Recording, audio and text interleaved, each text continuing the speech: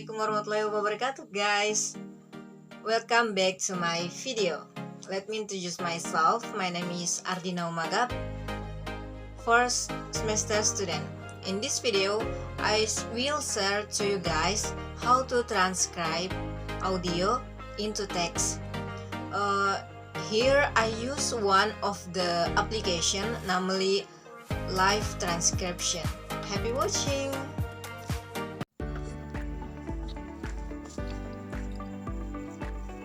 Assalamualaikum. Hello guys. In this video, I will share to you guys how to transcribe with an application. And here I'm using the live transcription application. Okay. This is the application.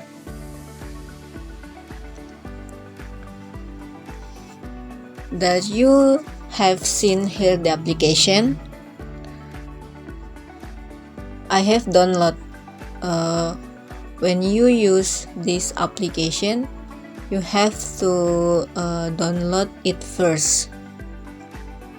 Okay, we move to the application. First of all, we first enter the application.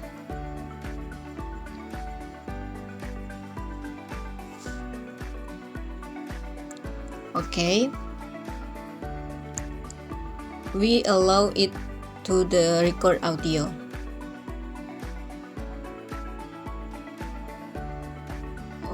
Okay, then we return to the audio that we want to transcribe.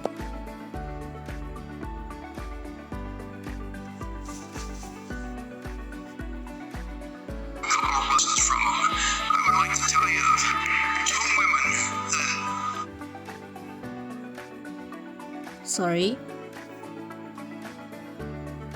Okay, we go back to the audio that you want to transcribe.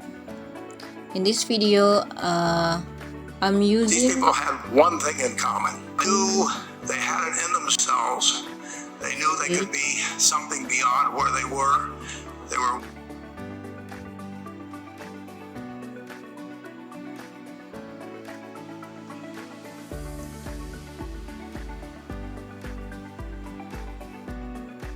These people had one thing in common. Okay, we go to the application.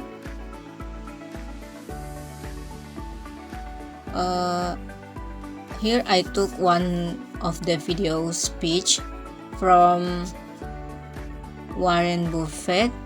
Okay.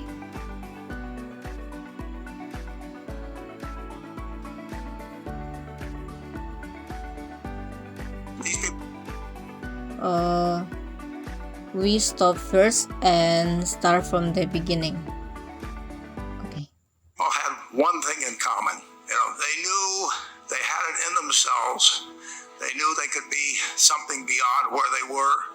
They were willing to put their time, their energies to better themselves.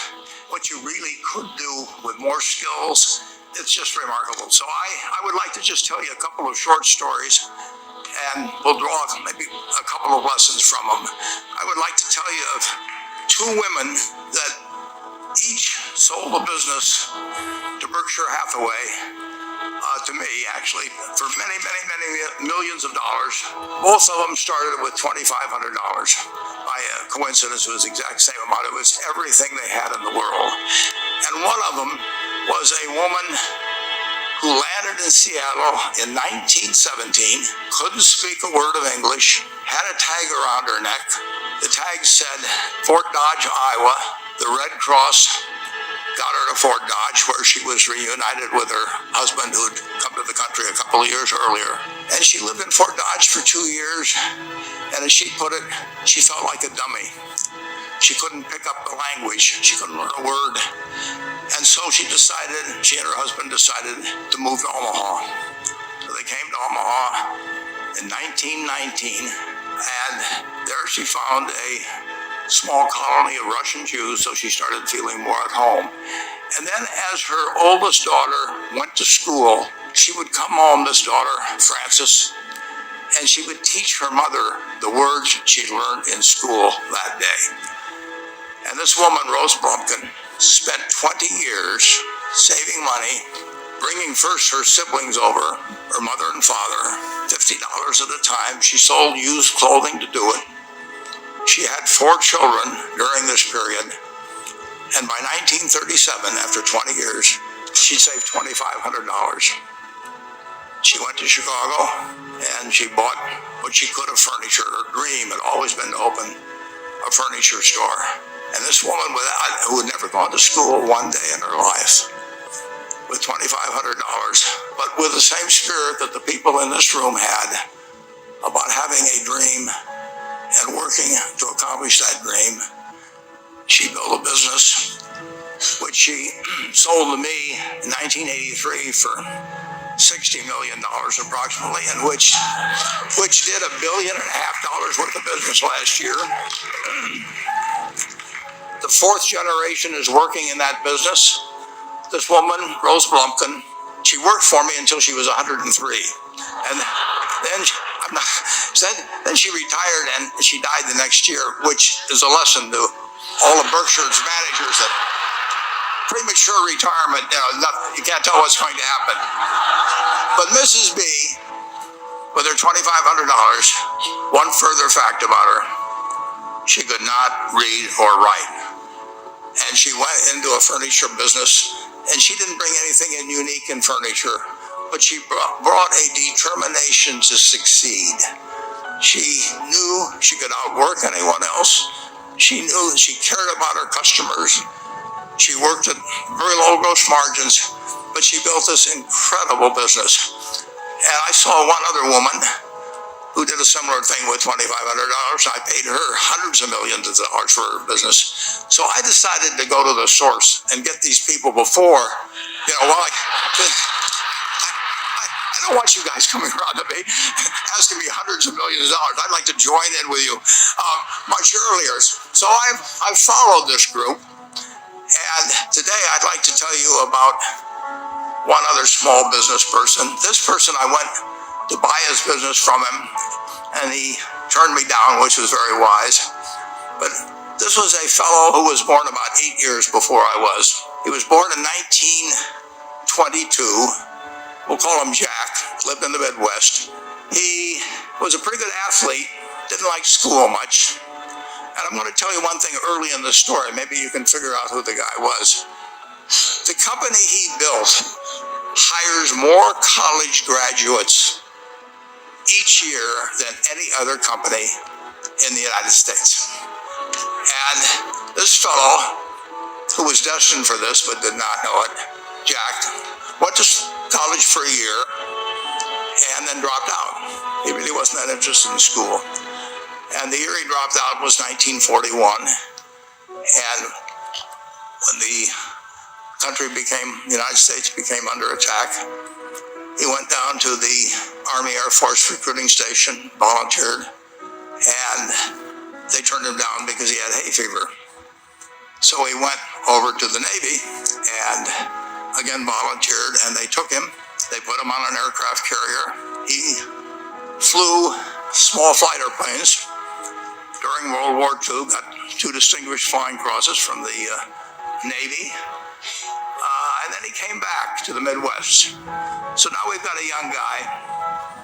Probably by this time he would be 23 or 24 years old. And the interesting thing is, he got back to the Midwest, and he actually kind of went from one job to another for a short period of, or not such a short period of time. And he finally became a used car salesman at a Cadillac dealership in St. Louis, Missouri. And at age 35, having moved up in the organization, the sales organization, he said to his boss, "Could I go into car leasing business with you?" The boss said, "Well, if you'll cut your salary in half and you'll come up with," I think it was $25,000, which he borrowed, "we can become partners." in a car leasing company. So my friend Jack started at age 35 in the car leasing business. And he had 7 cars. It was pretty slow. In fact, one of the things he did was whenever the phone rang, he let it ring 3 or 4 times so people would think that he was very busy answering other phones. And of course, it was the only call he was going to get all day. So his first venture was okay, but it wasn't really going to go anyplace. And there's a lesson in this for all of us. At age 40, he decided, with 17 vehicles, 17 cars, he was going to go into competition in the rent-a-car business. So now he's taking on Hertz and Avis and National and people like that who have hundreds and hundreds of thousands of cars.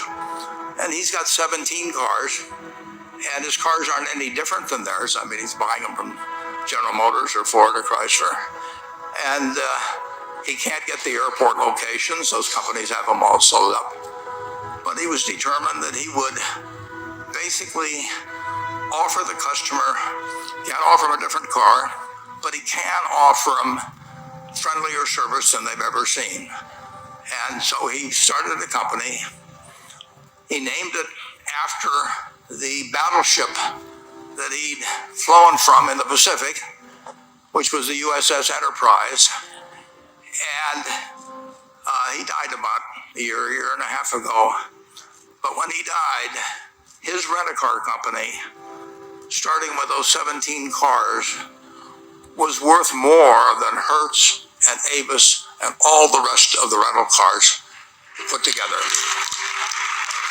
The man's name was Jack Taylor, and his son, Andy Taylor, is a good friend of mine, runs a business now. A grandchild is in the business.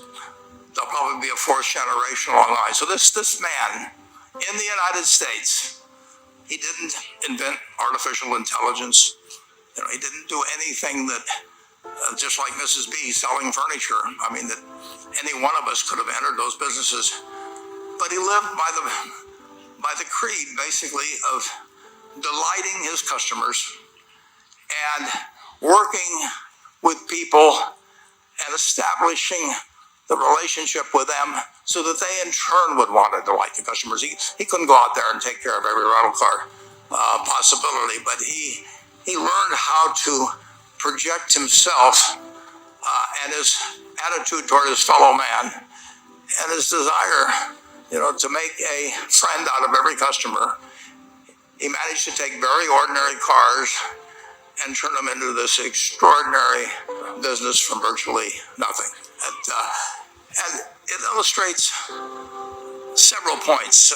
One is, you don't necessarily get it right exactly right the first time. I mean, the car leasing business, basically you were competing on the cost of money to finance cars. And it's very hard to delight a customer when you just give them the car and tell them to send you a monthly check for 5 years and you'll be back at that time. So his talents were being wasted basically in that business. But at the age of 40, with all of that experience behind him, he found the golden key. He took a very ordinary business and turned it into an absolutely extraordinary operation, just like Mrs. B or Rose Plumpkin did with furniture. And he didn't worry about whether the Federal Reserve was going to tighten or ease. He didn't worry about whether the stock market was up or down yesterday.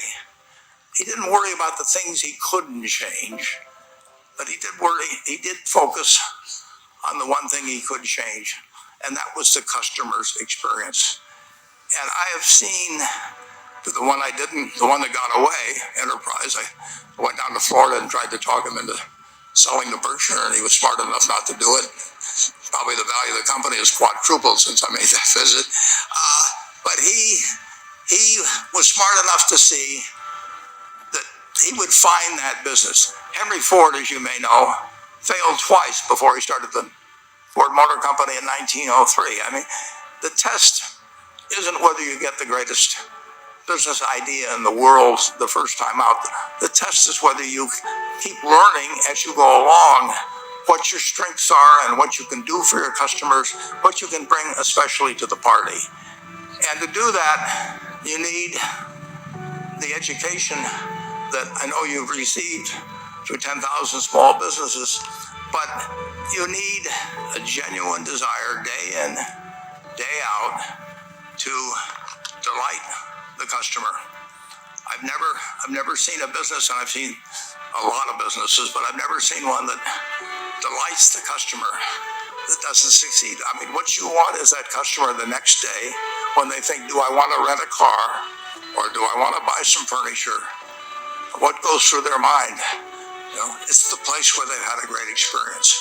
I don't know what I paid for this tie. Actually, probably if somebody gave it to me, but for the purposes of the speech, I will say I have no idea. But or the shirt, but I do know. I will remember how I was treated when I bought it. I mean, you long forget about the price, but you never forget whether you had a good experience or a poor experience with the purchase experience.